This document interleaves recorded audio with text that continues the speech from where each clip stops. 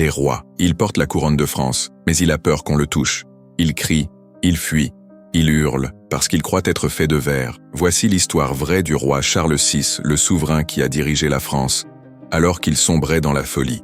Une tragédie nationale, un cauchemar documenté, et un royaume laissé entre les mains des loups. Charles VI naît le 3 décembre 1368 au palais royal de l'Hôtel Saint-Paul à Paris. Il est le fils du roi Charles V, dit le Sage, un monarque brillant, stratège, érudit, respecté. Autant dire qu'on attend beaucoup de son héritier. Et pour cause, le royaume est en guerre depuis des décennies. La France affronte l'Angleterre dans ce qu'on appelle la guerre de 100 ans. Le peuple est appauvri, la noblesse est divisée. La peste rôde encore, le pays est fragile. Il lui faut un roi solide, mais ce n'est qu'un enfant de 11 ans qui hérite de la couronne. En 1380, on le surnomme Charles le Bien-Aimé, un roi jeune, beau, cultivé, adoré du peuple. Mais derrière les sourires et les festins, l'ombre grandit. Pendant sa minorité, ce sont ses oncles, les ducs d'Anjou, de Berry, de Bourgogne, qui gouvernent à sa place. Et très vite, ils pillent les caisses. Ils vivent dans le luxe pendant que la France s'appauvrit. Le peuple grogne, les caisses sont vides. En 1388, Charles atteint l'âge de 20 ans. Il prend enfin le pouvoir, et tout change. Il renvoie ses oncles, il rappelle les anciens conseillers de son père, il restaure l'autorité royale, il réforme les finances, il apaise les tensions. Le peuple acclame son roi, l'espoir renaît. On pense que Charles VI sera digne de son père, qu'il redonnera à la France sa grandeur perdue. Mais le destin a déjà choisi une autre voie. L'année 1392 marque un tournant. Tout bascule dans la terreur. Un de ses conseillers les plus fidèles, Olivier de Clisson, échappe à un attentat. Le roi, furieux, jure de le venger. Il prépare une expédition contre le duc de Bretagne, soupçonné d'avoir commandité l'attaque. Il fait chaud cet été-là, très chaud. Le roi chevauche en armure, sous le soleil. Il est épuisé, nerveux, il n'a pas dormi. Il est tendu, et soudain, en pleine forêt, un homme surgit, un mendiant. Il crie à Charles, « Arrête, noble roi, tu es trahi !» L'homme est arrêté, mais il a semé un doute, une graine de peur. Et puis, le drame. Quelques heures plus tard, l'un des pages du roi laisse tomber sa lance par accident. Un bruit sec, un choc. Le roi se retourne, et dans un instant de terreur absolue, il tire son épée, et il attaque. N'importe qui, tout le monde.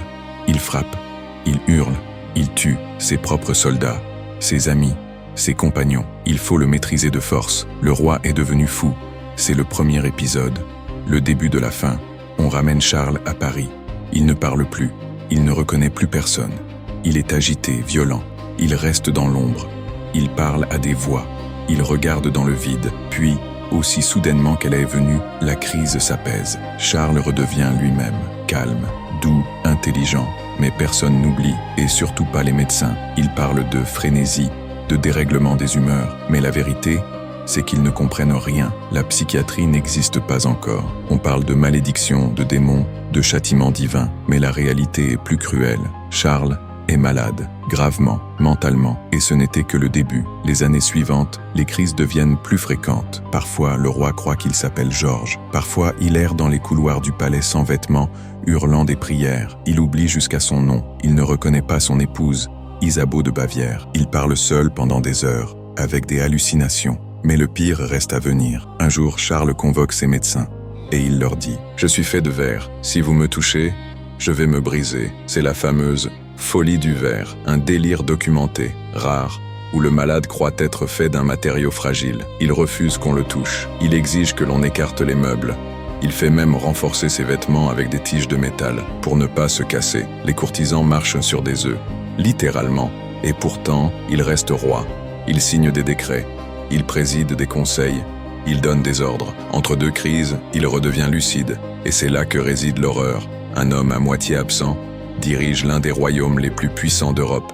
Alors, qui gouverne vraiment? C'est le début d'un jeu de pouvoir brutal. Deux clans s'affrontent. D'un côté, Louis d'Orléans, frère du roi, rusé, séducteur, manipulateur. De l'autre, Jean sans peur, duc de Bourgogne, violent, sans pitié, avide de pouvoir. La France est coupée en deux, et pendant ce temps, Charles VI délire dans son palais.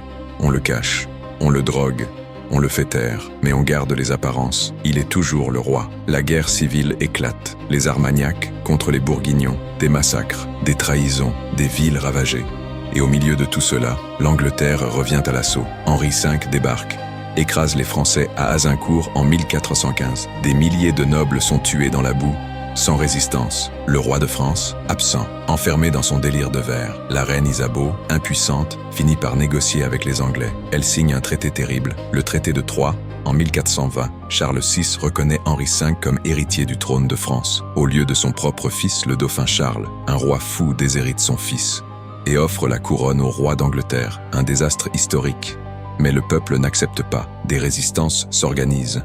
Et dans l'ombre, une jeune fille se prépare. Mais ce n'est pas encore l'histoire de Jeanne d'Arc. Charles VI meurt le 21 octobre 1422, à l'âge de 53 ans. Seul, épuisé, incompris, il aura régné plus de 40 ans, mais pendant une grande partie de ce règne, il n'était plus lui-même. Il laisse derrière lui un pays en ruine, une guerre toujours en cours, un fils rejeté qui devra se battre pour reprendre son trône. Mais surtout, il laisse une question. Comment un royaume a-t-il pu survivre avec un roi fou au pouvoir? Comment la France a-t-elle tenu alors que son souverain croyait être fait de verre? C'est l'un des chapitres les plus sombres et les plus étranges de notre histoire. Et c'est aussi un avertissement. Le pouvoir, sans équilibre, peut devenir un piège mortel. Tu viens d'entendre l'histoire réelle de Charles VI, le roi de verre, une histoire oubliée, une tragédie politique, un effondrement psychique, aux conséquences historiques. Si tu veux d'autres récits aussi puissants, aussi réels, abonne-toi et dis-moi en commentaire, tu penses qu'un roi fou pouvait encore gouverner ou qu'il aurait fallu lui retirer la couronne bien plus tôt?